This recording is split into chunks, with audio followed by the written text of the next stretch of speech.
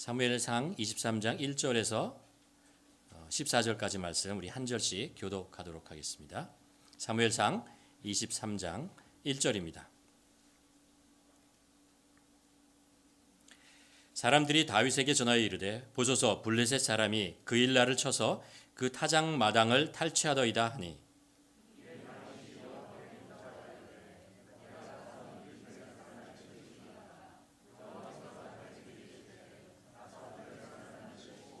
그일라를 구원하라 하시. 다윗의 사람들이 그에게 이르되 보소서 우리가 유다에 있기도 두렵거든 하물며 그일라에 가서 블레셋 사람의 군대를 치는 일이일까 한지라.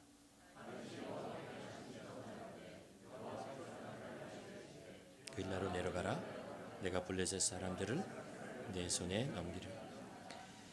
다윗과 그의 사람들이 그일라로 가서 블레셋 사람들과 싸워 그들을 크게 쳐서 죽이고 그들의 가축을 끌어오니라. 다윗이 이와 같이 그일라 주민을 구원하니라.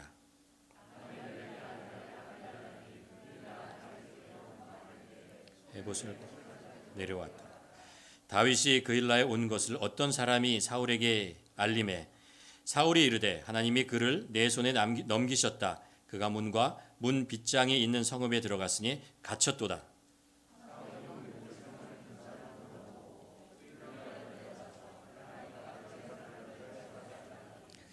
다윗은 사울이 자기를 해하려 하는 음모를 알고 제사장 아비아달에게 이르러 에봇을 이리로 가져오라 하고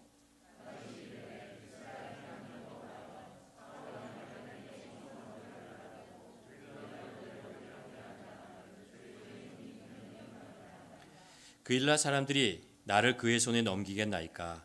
주의 종이 들은 대로 사울이 내게 오겠나이까? 이스라엘의 하나님 여호와여 원하건대 주의 종에게 일러 주옵소서 하니 여호와께서 이르시되 그가 내려오리라 하신지라.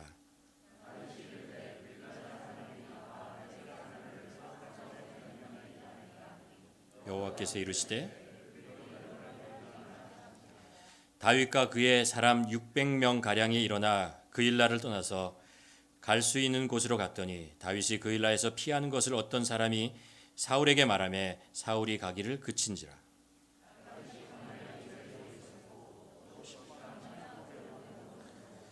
사울이 매일같이 하나님이 그를 그의 손에서 넘기지 아니하시니라. 아멘. 우리 계속해서 이제 다윗의 이야기를 살펴보고 있습니다. 이 이야기는 어디서부터 이어지냐 하면요, 다윗이 사울 왕의 위협을 벗어나기 위해서 도망갔죠. 도망가서 노비라는 것을 갔다는 것을 알죠. 그 다음에 어디로 가냐 하면 가드라는 곳으로 갑니다. 그리고 나서 일어난 이제 사건인데요. 여러분, 저희가 노비에 대한 이야기를 제가 한 달 전쯤에 말씀을 나눴죠. 노브는 제사장의 마을이었습니다. 다윗이 이제 제사장의 마을인 노브로 갑니다. 아히멜렉이라는 제사장을 찾아가죠. 그래서 아히멜렉을 찾아가서 그가 이제 거짓말을 해요. 어떤 거짓말을 하냐면 내가 먹을 것이 있으니 먹을 것이 없으니 나에게 먹을 것을 달라 그럽니다. 그러니까 아히멜렉이 아니 어떻게 혼자서 이렇게 다니십니까? 그랬더니 사울 왕이 나에게 특별한 비밀스러운 임무를 줘서 내가 혼자 급하게 오느라고 먹을 것도 없고 그리고 무기도 가져오지 않았고 수행원도 없으니 나에게 먹을 것과 무기를 달라 그러죠. 그래서 아히멜렉이 그 얘기를 듣고 다윗에게 먹을 것을 주고, 그렇죠? 그리고 나서 골리앗의 칼을 보관하고 있던 것을 다윗에게 주죠. 근데 그때 이제 그 사건을 옆에서 누가 보고 있었냐면요, 사울 왕의 신복이며 간신이었던 도액이라는 사람이 그것을 보고 있어요. 나중에 이제 문제가 되는 거죠. 다윗이 그 먹을 것과 그리고 그 골리앗의 칼을 가지고 어디로 가냐 하면요, 가드라는 곳으로 가요. 가드는 어디냐 하면은 블레셋의 도시입니다. 그 당시 블레셋이 5개의 도시 국가를 이루고 있었거든요. 그 중에 가드라는 곳에 가요. 그러니까 얼마나 다윗이 다급했으면, 더 이상 갈 곳이 없다고 느꼈으면, 두려웠으면 가드로 도망갔겠어요. 그 원수의 나라로. 가드에 도망갔는데 사람들이 다윗을 알아보는 것이었습니다. 저 사람이 누구냐 하면은 몇 년 전에 골리앗을 물리쳤던 그 다윗이다라는 것을 가드 왕에게 보고하고 그것을 들은 왕이 다윗을 주목하게 되죠. 그때 다윗이 어떤 행동을 하냐면요, 미친 척해요. 미친 척하고 왕 앞에서 그 문짝으로 가가지고 문짝에서 이렇게 손으로 막 긁으면서 글을 쓰고 침을 흘려서 이렇게 수염에 흘리고 막 그런 행동을 합니다. 가드 왕이 저는 미쳤다라고 생각했어요. 다윗을 여기서 내쫓으라. 다윗이 이제 겨우 목숨을 구해가지고 도망을 가는데 어디로 가냐면요, 모압 땅으로 도망갑니다. 모압 땅으로 도망갔다가 그곳에서 이제 선지자가 돌아오라 그러니까 다시 돌아와요. 그래서 오늘 사건이 있던 어디냐면 헤렛 숲속이라는 곳에 이제 와 있는 것이죠. 근데 그때 아히멜렉의 아들인 아비아달이 자기 아버지에게 일어나는 사건을 이제 다윗에게 얘기합니다. 무슨 사건이냐 하면은 이 도액이 이 아히멜렉이 다윗을 도와줬다는 이야기를 이제 밀고 하는 거죠. 그걸 듣고 사울 왕이 화가 나가지고 아히멜렉을 불렸고 거기 있던 제사장 70명을 데려서 다 죽이잖아요. 그리고 노베에 있던 그 주민들까지 다 죽이는 그런 사건을 이제 그 아들 아비아달로부터 듣게 되는 것입니다. 이야기가 이제 흐름이 어디로 가냐면 점점 다윗이 점점 몰락해가는 과정을 설명하고 있는 거죠. 계속해서 잃어가고 그리고 빼앗기고 도망다니고 뭐 이런 일들을 적나라하게 보여주고 있는 것입니다. 믿음 좋고 젊고 전도 유망한 이스라엘에 떠오르는 별이었잖아요. 그리고 또 골리앗을 물리치고 출정하는 전쟁마다 이기고 왕자의 절친이고 왕의 사위이고 그리고 모든 민족들이 칭송하는 그런 자리에 있는 다윗이 다 잃어버려요. 그 모든 가지고 있던 것을 다 잃어버리고 그리고 과거의 이야기가 되고 맙니다. 사울 왕에게 모든 것을 빼앗기고 쫓기고 두려움에 힘겨워하는데 그것뿐만 아니라요. 이제 자신이 얼마나 죄악되고 연약하고 무력한 존재인가라는 것도 깨닫게 되죠. 부끄러운 행동을 할 때마다 무고한 사람들이 손해를 보고 피해를 보는 그런 일들을 다윗이 경험하게 됩니다. 모든 것이 사라지고 남은 것이라고 하는 자신의 부끄러운 모습밖에 안 보이는 것입니다. 하나님께서 다윗을 이렇게까지 낮추시는가라는 생각을 하게 됩니다. 여러분 사시면서 자기 스스로에게 실망해 보신 적 있으십니까? 보통 사람들은 무슨 일이 잘 안 되고 힘겨우면 꼬이면 다른 사람을 원망하죠. 아니면 환경과 상황을 비난합니다. 혹은 운이 안 좋아서 그렇다고 변명하기도 합니다. 그런데 이 모든 그 환경이나 사람에 대한 어떤 그 감정들이 이렇게 사그러들고 좀 냉정해지고 그리고 그것을 이제 좀 올바로 바라보게 되면서 이게 내가 잘못했구나. 내가 문제구나. 결국 나 때문에 이러구나. 자녀들이 이렇게 된 것, 일이 잘 꼬이고 잘 되지 않는 것, 사업에 실패하는 것, 관계가 깨지는 것, 이 모든 것들이 가만 생각해 보니 나에게도 큰 문제가 있구나. 그런 실망이 있잖아요. 그동안 다윗이 이제 사울 왕으로부터 쫓겨다니면서 그래도 그 마음속에 가지고 있던 한 가지 어떤 변명의 소리가 있었습니다. 그게 뭐냐면 나 억울해 했어요. 나 결백해 이거였습니다. 근데 시간이 지나면서 자신의 연약함, 부끄러운 모습, 능력 없고 겸손하지 못한 이런 것들이 자꾸 드러나면서 다윗이 자기 스스로에게 실망을 하고 있는 때입니다. 결국 내가 문제였구나. 내가 겸손하지 못하고 내가 거짓말을 했고 내가 잘못해서 이런 일들이 발생하고 있는 거구나라는 것들을 이제 알게 되는 거죠. 다윗은 지금 그런 상황에 놓여 있게 됩니다. 그리고 이제 오늘 본문으로 넘어오는 거죠. 이 사건으로 넘어옵니다.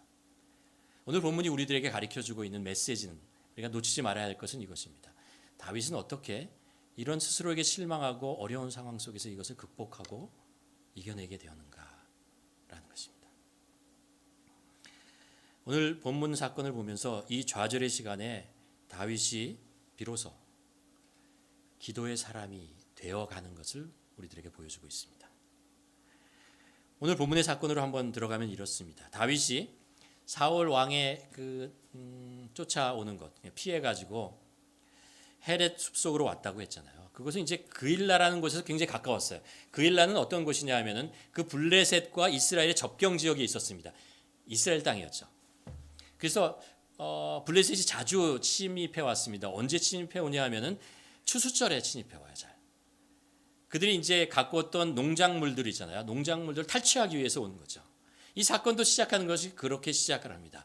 블레셋 사람들이 그일라에 와가지고 타작마당에 있는 것을 다 쓸어간다는 거예요. 그래서 쳐들어왔다는 것이죠. 그것을 다윗이 이제 듣게 됩니다. 그래서 다윗이 오늘 본문에 무엇을 했다고 얘기하냐면요. 하나님께 물어보았다라고 하죠.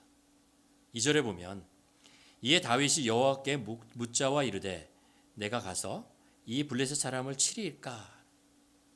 하나님께 기도했다는 것입니다. 다윗이 기도했어요라고 얘기하면 사람들이 다윗 어려서부터 신앙 좋았죠. 그렇잖아요? 믿음의 사람 아니었습니까? 하나님을 경외했던 사람이니까 당연히 기도했겠죠라고 얘기할 수 있겠지만 맞아요. 다윗이 어려서부터 기도를 했던 것 아마 사실일 것입니다. 그런데 여러분 눈치채셨는지 모르지만 우리가 지금까지 다윗의 얘기를 쭉 보았지만 다윗이 하나님께 이렇게 묻고 기도하는 장면은 처음이에요. 지금 처음 나오고 있습니다. 골리앗을 물리칠 때도 아니면 나중에 전쟁에 나갈 때도 위기 상황이 계속 지금까지 올 때도 그가 하나님 앞에 이렇게 기도했다는 이야기가 나오지 않아요. 성경은 이 순간에 우리들에게 다윗이 기도하는 모습을 우리들에게 보여주고 있는 것입니다. 처음으로 다윗이 기도하는 장면을 처음으로 다윗이 기도한 것이 아니고 기도하는 장면을 처음으로 우리에게 보여주고 있는 것입니다. 다윗이 진심으로 하나님의 뜻을 구하고 있는 거예요. 기도가 처음이 아니고 기도를 하는 그 다윗의 진정한 마음 그것을 우리에게 보여주는 것입니다. 하나님에 대한 믿음이 없다라고 얘기하는 것이 아니고 자기 자신이 누구인가 어떤 인간인가를 분명하게 알고 깨달고 기도하는 것이죠. 세상을 향해서 기도하는 것이 아니고요. 세상이 변했다는 것이 아니고 세상을 바라보는 다윗의 눈이 변한 것을 우리들에게 가르쳐주고 있습니다. 이게 언제라고요? 자기가 가지고 있는 것이 아무것도 없다는 것을 깨닫게 되었을 때, 자기의 능력과 힘과 지혜가 정말 아무런 보잘것 없다는 것을 깨닫게 되었을 때, 무엇을 하려고 하면 오히려 사람들에게 상처를 주고 아픔을 주고 해를 끼친다는 것을 다윗이 깨달았을 때, 그 처절한 순간에, 좌절의 순간에, 그런 상황에서 그래도 다윗이 딱 하나 할 수 있는 것이 있었다는 것을 알아요. 그게 뭐냐면요, 하나님이에요. 여호와 하나님이에요. 그래서 기도한 거죠. 전에 같았으면 뭘 하나님께 물어보겠어요. 당연히 해야 되는 거죠. 원수 블레셋이 지금 쳐들어왔는데 당연히 하나님께서 원하시는 것이 내가 칼을 들고 나가서 그들을 무찌르는 것 당연하다라고 생각하고 나갔을지 모르겠습니다. 그런데 지금 다윗은요, 자기 스스로를 어떻게 생각하고 있냐면 I am nothing이에요. 난 아무것도 아니라는 거예요. 아무것도 아니라는 것입니다. 떠돌이 도망자, 무력하고 무능한 자, 사고뭉치. 그게 다윗, 나 자신이라는 것을 깨닫게 된 순간입니다. 자기 옆에 있는 사람들은 누구라고요? 환난당한 자, 원통한 자, 빚진 자, 낙오자. 세상에서 쓸모없는 자들. 그런데 말이죠. 그래도 다윗은 한 가지 믿음을 가지고 있었어요. 하나님, 여호와 하나님. 나는 무능하지만 하나님은 여전히 전능하신 분이다. 라는 그 믿음. 어쩌면 다윗이요, 하나님은 당연히 나를 도와주시겠죠. 나에게 능력 주실 것입니다. 하나님은 여전히 내 편이죠. 이런 생각이요, 1도 없어요. 지금 1도 없어요. 다만 여호와 하나님은 동일하신 분이고 신실하신 분이고 능력의 하나님이시고 사랑의 하나님이시다라는 그 믿음. 그리고 하나님은 하나님의 뜻을 이루시는 분이다. 만군의 주, 이스라엘의 왕, 나의 목자. 나는 아무것도 아니지만, 나는 빵이지만 하나님은 여전히 백이시다. 그래서 다윗은 겸손하게 하나님의 뜻을 묻게 됩니다. 이에 다윗이 여호와께 묻자와 이르되 내가 가서 이 블레셋 사람을 치리이까. 보세요. 지금 다윗이 이 블레셋과의 전쟁에 나가고 싶겠어요? 아니죠. 가진 게 뭐가 있어요? 나가서 이길 수 있는 승산이 있는 전쟁이라고 생각했겠어요? 아닙니다. 아니었을 거예요. 또 다윗은 그래도 내가 다윗을 블레셋을 치려고 하는데 능력을 주시고 지켜주시라 이런 요구도 하지 않아요. 다윗이 지금 하나님께 물어보는 거 딱 한 가지 이거예요. 이게 하나님의 뜻입니까? 라는 거예요. 하나님의 뜻이면 하나님께서 이루실 것이고 그냥 나는 아무것도 없지만 그냥 순종하겠습니다. 이 마음이죠. 하나님은 하나님의 뜻을 이룰 것이라는 것입니다. 자기 눈으로 봐서는 불가능해 보이고 자기 능력으로 봐서는 형편으로 봐서는 다 아닌데 그래도 그의 믿음이 뭐라고 마지막에 외치냐면 이게 하나님의 뜻입니까? 하나님의 뜻이라면 그럼 내가 순종하죠. 이 마음 하나밖에 없어요. 이때 하나님께서 다윗의 그 기도에 응답해 주십니다. 여호와께서 다윗에게 이르시되 가서 블레셋 사람을 치고 그 일날을 구원하라. 구원하라. 그렇죠. 하나님의 뜻은 늘 심판하고 죽이고 정죄하는 것이 아닙니다. 하나님 그것을 넘어서 치유하고 회복하고 생명을 살리는 것이 하나님의 뜻이죠. 우리는 하나님의 뜻을 들었다고 했을 때 반드시 이 기준에 우리가 합당하게 봐야 합니다. 정말 이것이 사람을 살리는 것인가? 치유하시는 건가? 회복하는 것인가? 라는 것이죠. 십자가는 무엇입니까? 로마인들에게 십자가는 정죄하고 사람을 죽이고 심판하는 도구였습니다. 그런데 그것이 하나님께서는 그것을 사람을 구원하고 회복하고 생명을 주는 도구로 사용하는 것이죠. 다윗은 그 일날을 구원하는 것이 하나님의 뜻이라는 것을 알게 되었고 그 뜻에 순종합니다. 여러분 근데 하나님의 뜻을 순종하려고 할 때 꼭 나타나는 것이 한 가지 있죠. 뭐죠? 장애물이라는 거죠. 장애물이라는 것입니다. 하나님은 다윗은 알았어요. 하나님이 뜻이 그 일날을 구원하는 것인데 가서 전쟁을 하는 것인데 그 이야기를 들으니까 다윗의 주위에 있던 사람들이 다 반대하는 거예요. 아니 다윗이요 정신 차리십시오라고 얘기하는 거죠. 3절에 보면 이렇게 얘기합니다. 다윗의 사람들이 그에게 이르되 보소서 우리가 유다에 있기도 두렵거늘 하물며 그 일라에 가서 블레셋 사람들의 군대를 치는 일이 가하니까. 이게 정말 말이 되는 이야기입니까? 라는 거죠. 그렇죠. 가진 것이 무엇이 있길래 그 가지고 있는 400명의 군사가 이게 군사입니까? 아니죠. 무기도 없고 지금 도망 다니고 그가 이제 블레셋과 전쟁을 하러 나갔는데 뒤에서 사울이 알고 뒤에서 쳐들어오면 어떻게 해요? 그러지 맙시다라는 거죠. 하나님의 뜻에 순종하라고 할 때 우리가 처한 현실은 그것과 상반되어 다가올 때가 많이 있습니다. 그리고 나의 형편과 내 타이밍이 맞지 않을 때가 있다고요. 그래서 좀 더 합리적인 생각합시다. 좀 더 현실적인 생각을 좀 판단합시다. 라고 얘기할 수 있습니다. 근데 합리적인 생각이나 현실적인 판단이 하나님의 뜻과 동일하다고 얘기할 수 없어요. 그렇죠? 그래서 우리는 반드시 다시 기도해 보아야 합니다. 다시 기도해야 봅니다. 어떤 합리적인 생각, 현실적인 생각도 하나님의 뜻보다 앞설 수 없지요. 다윗은 다시 기도하고요. 하나님은 다시 응답해 주십니다.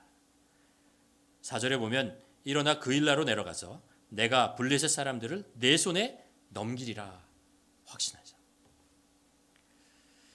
하나님의 뜻에 순종하려고 할 때 만나는 장애물 있습니다. 방법은 다시 기도하는 것. 또 기도하는 것입니다. 끝까지 기도해 보는 것입니다. 하나님의 뜻, 이거 정말 하나님의 뜻입니까? 확인하는 것입니다. 하나님께서 응답해 주실 거예요.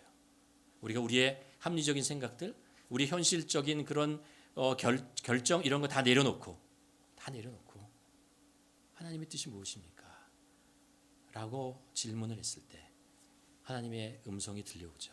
마음속에 확신을 갖게 됩니다. 다윗은 다시 기도했고 하나님은 다윗에게 다시 하나님의 뜻을 알려주십니다. 그리고 다윗은 그것을 받고 그의 주위의 사람들과 설득해서 데리고 같이 전쟁에 나가죠. 그리고 그들을 쳐서 이깁니다. 그리고 그일라 사람들을, 주민들을 구원해냅니다. 저는 이 장면을 이렇게 보면서 정말 다윗도 그렇지만 다윗과 함께 있는 사람들도 참 대단하다고 생각합니다. 이 다윗이 무슨 얘기를 했을 때 그렇게 자신들의 의견을 내잖아요. 의견을 내고 그 얘기를 듣고 다윗은 다시 또 하나님께 기도합니다. 그리고 이게 하나님의 뜻입니다. 당신의 뜻이 아닌데요 라고 했을 때 그것을 수용하고 받아들이는 거죠. 받아들이고 다시 순종하고 그 뜻대로 협력해서 하나가 되어서 전쟁에 나가는 모습. 공동체라는 것이 무엇인가 다시 한번 생각해 봅니다. 공동체는 독불 장군이 인도하시는 게 아니라는 것을 알죠.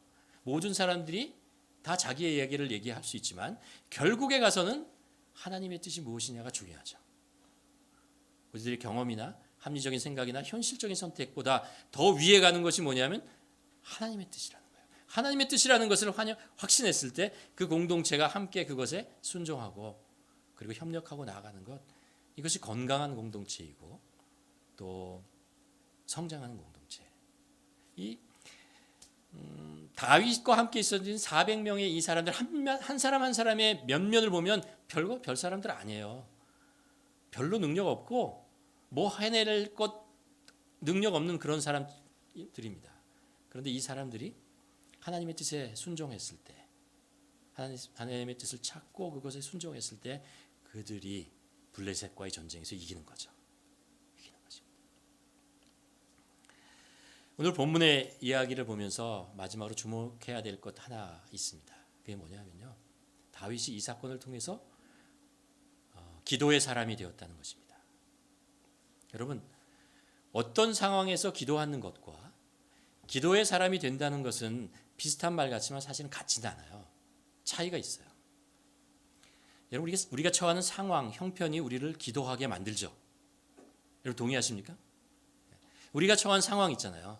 다급하고 힘들고 어렵고 부족하고 다른 사람들이 다 기도하는 상황이 되면 같이 기도를 합니다. 하나님께 기도를 하죠. 그러나 기도의 사람이라고 하는 것은 기도를 통해서 상황을 만들어갑니다. 기도를 통해서 하나님의 뜻을 깨닫고 하나님의 뜻에 순종하며 그 길을 가는 것이 새로운 상황들을 만들어가는 것입니다. 그리고 그 속에서 하나님을 경험하고 하나님의 뜻을 발견하고 그 순종하고 나아갈 때 생명이 살아나는 그런 것들을 경험하게 되는 것, 그것을 보게 되죠. 이제 다윗은요, 골리앗을 이긴 사람, 장군, 뭐 이런 타이틀이 아니고 기도하는 사람이 되어가는 것을 우리가 성경을 통해서 보게 됩니다. 아픔과 실패가 다윗을 기도하는 사람으로 만들어가고 있습니다. 기도가 생명이고 하나님과 동행하는 길이고 성령 충만한 삶이라는 것을 다윗이 깨닫게 됩니다. 기도가 쓰러졌던 다윗을 다시 살리고 있습니다. 다윗은 두려움과 좌절의 시기에 진정으로 기도의 사람으로 거듭나고 있다는 것을 우리가 알 수 있습니다.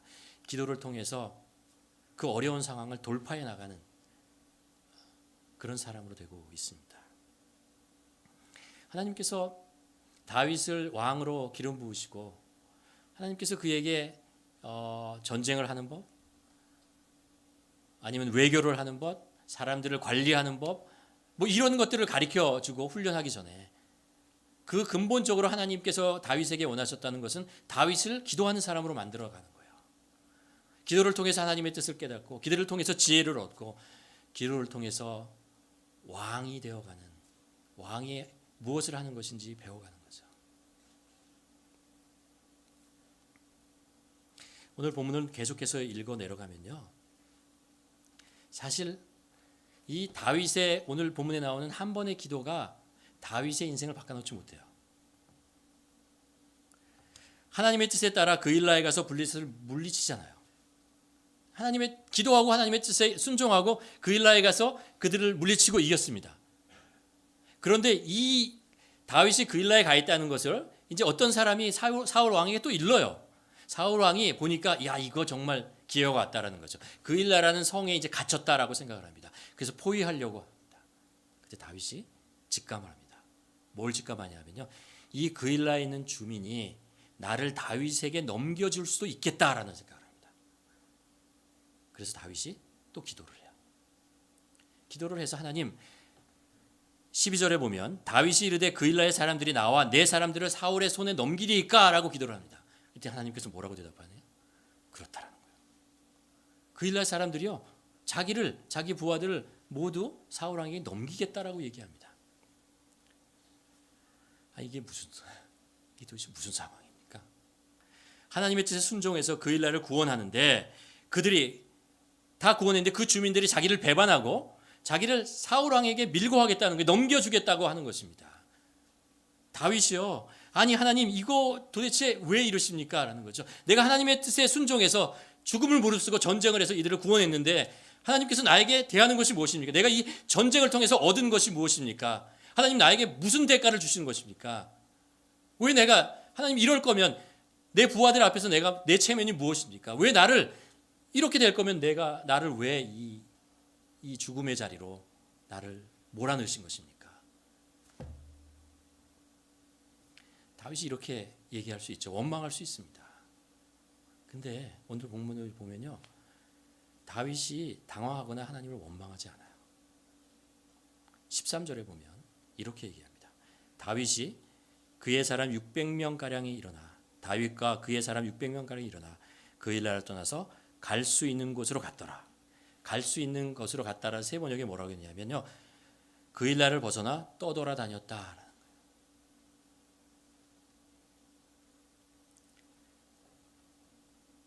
하나님의 뜻에 순종해서 전쟁을 했어요. 기도를 하고 응답을 받았어요. 그래서 확신을 가지고 가서 전쟁을 했고 승리를 하고 구원을 했어요. 다윗이 얻은 게 하나도 없어요. 하나도 없어요. 오히려 쫓겨났고 갈 것 없이 이것저것 떠돌아다니고 전쟁을 통해서 전리품을 얻은 것도 아니고 그 성을 자기의 테리토리로 만든 것도 아닙니다. 거기에 사람들이 오히려 자기를 배반할 것을 알게 되어서 그것을 도망가야 하는 그런 상황이 있었고, 도망가서 어디 갈 곳도 없어요. 계속해서 떠돌아다녀야 되는, 여전히 사울 왕의 추적을 따라서 도망다녀야 되는 상황은 하나도 변하는 것이 없는 그런 상황에 놓이게 됩니다. 그러면 왜 하나님은 다윗에게 말씀하시고 다윗을 전쟁에 나가게 하고 하시냐는 말이에요.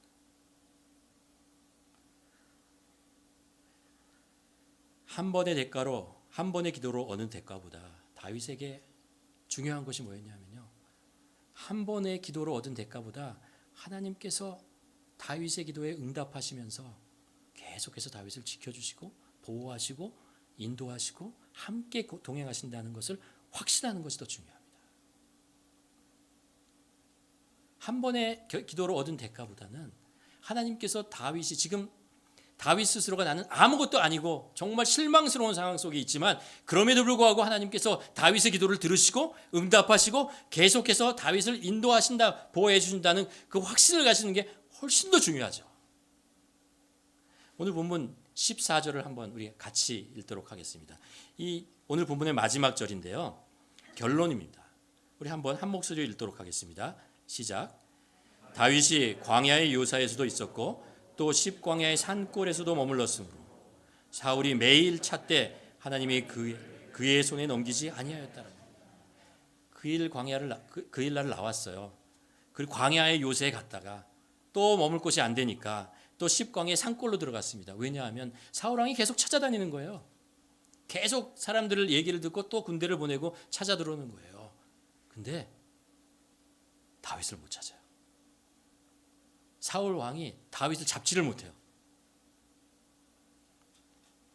사울 왕의 막강한 정보력과 군사력으로서 다윗을 잡지 못해요. 왜 잡지 못하죠? 하나님께서 다윗을 잡지 못하도록 막으시기 때문에 그래요. 하나님께서 다윗을 보호하고 있기 때문에 그래요. 다윗이 그 사실을 알게 되는 거예요. 자신이 사울 왕이 쳐들어오면 아이고 나 살려라 그러고 도망가잖아요. 그래서 그렇게 살았는 줄 알았더니 알고 봤더니 아니요, 하나님께서 그를 보호해 주시기 때문에 사울 왕의 손에 잡히지 않는 거예요. 하나님께서 다윗을 지켜주시는 거예요. 다윗은 내가 왕이 되는 것부터 중요한 것이 뭐냐면 누가 나를 왕으로 만들고 있느냐가 중요합니다. 내가 이 세상에서 어떻게 사느냐라는 것부터, 어떻게 성공하느냐라는 더 중요한 것이 뭐냐면 나를 그 길로 인도하시는 분이 누구이냐라는 것이 더 중요하죠. 그분이 하나님이라는 것을 깨달은 거예요. 하나님께서 이런 방법으로 나중에 가서 나를 하나님의 약속하신 대로 이스라엘의 왕으로 만드신다는 것을 확신하게 되는 것입니다. 여러분, 우리가 계속해서 사건을 보았지만 계속해서 사울이 다윗을 추적하는 것 같죠. 근데 전체적인 이야기는 어떻게 되냐면 사울은 계속 몰락하고 있는 거예요. 그리고 다윗은 이 도망자의 상황에서 점점 더 왕의 길로 가고 있습니다. 사람들이 모여들고요. 다윗에게 모여들고 다윗은 전쟁을 하면서 이기고 도망자인 상황에서도 전쟁을 하면서 이기고 사울을 죽일 수 있는 상황 속에서 나가게 돼요. 원수를 갚을 수 있는 상황으로도 나가지만 다윗이 그것을 하지 않고 오히려 사울은 몰락하고 다윗은 계속해서 왕의 길로 가고 있습니다. 어떻게 이게 가능해요? 하나님께서 그렇게 하시니까. 다윗은 이 기도의 사람이 되어가면서 하나님께서 자신을 그렇게 인도하신다는 것을 확신하게 되었습니다. 여러분, 아무리 승리하고 많은 것을 가져도요, 불안해요. 걱정되고 근심되고 만족하지 못해요. 언제? 하나님에 대한 확신이 없을 때, 하나님이 나를 보호하시고 지켜주신다는 확신이 없을 때, 그러면 아무리 많이 가져도, 아무리 성부욕이 높아도, 아무리 많은 파수꾼이 있어도 두려워요. 걱정돼요. 근심됩니다. 그러나 하나님이 나를 지켜주시고 하나님이 나를 보호해 주신다는 확신이 있으면요, 광야에서 돌베개를 자고 있어도, 아무것도 없는 처지에 있어도 확신을 가지면 평화로울 수 있어요. 평안을 얻을 수 있습니다. 내 생명이 누구에게 있느냐라는 것을 알면, 내 생명이 하나님의 손에 있다는 것을 알게 되면 평안할 수 있습니다. 감사할 수 있고 기쁨으로 하나님을 찬양할 수 있는 것입니다. 다윗은 이 사건을 통해서 기도의 사람으로 완성되지 못했을지 몰라도 이제 기도가 무엇인 걸 알고 자기의 삶을 어떻게 하나님의 인도하심을 받는다는 것을 알아요. 내 기도에 응답하시는 하나님이 있기에 내 삶이 안전하다는 것을 알게 되고 하나님의 뜻이 나를 통해서 이루어질 것이라는 것을 확신하고 살아가는 사람이 되어갑니다. 여러분, 우리가 화요일부터 이제 세일의 기도회 한다고 그랬잖아요.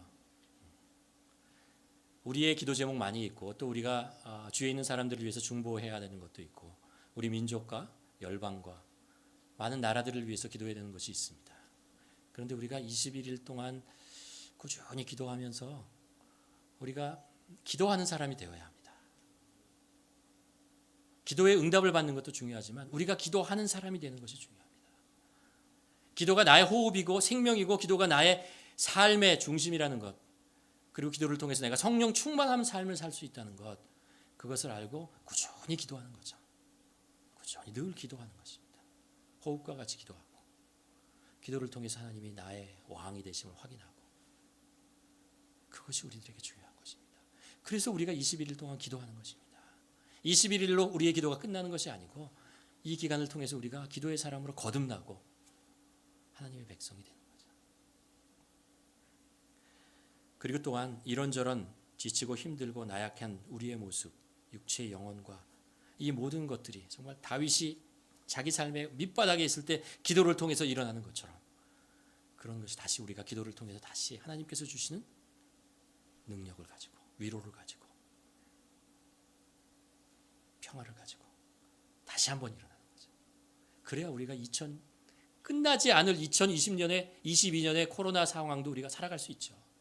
우리가 위드 코로나라고 계속 얘기하는데 우리가 코로나와 같이 어떻게 생활을 하겠어요? 우리에게 믿음이 있어야지. 우리가 기도하는 사람이 되어야 하죠.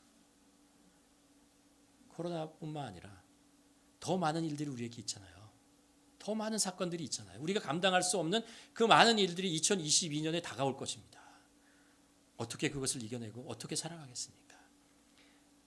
하나님이 우리와 함께 하신다는 확신, 기도를 통해서, 그리고 내가 기도의 사람이 됨으로써 그렇게 하나님께서 우리를 인도하시는 그 하나님을 의지하고 그래서 우리의 모든 일들을 극복하고 나아가는 우리 모두가 되기를 주님의 이름으로 축원합니다. 기도하시겠습니다. 우리 한번 기도했으면 좋겠습니다. 지금 나의 상황이 어떻습니까? 다윗과 같이 혹시 지치고 힘들고 그래서 나에게 실망하고 있지는 않습니까? 내가 우격 다짐을 쌓임을 받고 정말 힘들고 어려운 상황에 소망이 없는 상황이 있습니까?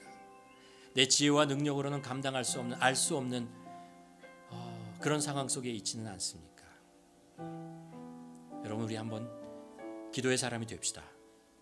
다윗과 같이 우리가 하나님 앞에 질문하고 나아갈 때 우리 정직하게 우리의 상황을 주님 앞에 올려드리고 나의 아무것도 아님을 주님 앞에 내어놓고